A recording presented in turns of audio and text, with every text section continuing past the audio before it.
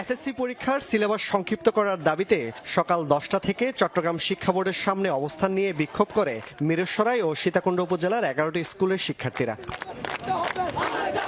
কোটা সংস্কার আন্দোলন ও বন্যার কারণে লেখাপড়ায় ব্যাঘাত ঘটায় এই দাবি বলে জানান তারা।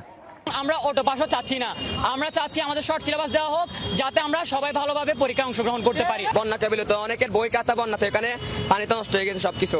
ওরা যতটুকু পড়ছে ওটা শর্ট সিলেবাসে আনা হোক। বিভিন্ন শিক্ষকদের পরামর্শ নিছি, ওনারা বলতেছে যখন অন্যান্য স্কুল যাচ্ছে তোমরা এখানে সামিল হতে পারো। দাবি না মানলে সব স্কুলের শিক্ষার্থীদের নিয়ে আরো কঠোর কর্মসূচির হুমকি দেন তারা।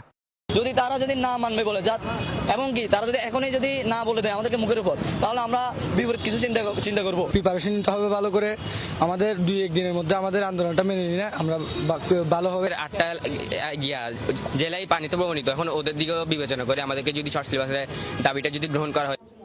পরে শিক্ষার্থীদের প্রতিনিধিরা চট্টগ্রাম শিক্ষা বোর্ড চেয়ারম্যানকে স্মারকলিপি প্রদান করেন। তাদের দাবির সপক্ষে যুক্তি দেখিয়েছে, এগুলো তারা লিখিতভাবে জানিয়েছে। এটা আমি যথাযথ কর্তৃপক্ষকে জানিয়ে দেব। ঊর্ধ্বতন কর্তৃপক্ষ তারা মাননীয় শিক্ষা উপদেষ্টার কাছে আবেদনটা দিয়েছে, আমি সেটা পাঠিয়ে দেব। জোবায়েত ইবনে শাহাদাত, যমুনা নিউজ, চট্টগ্রাম।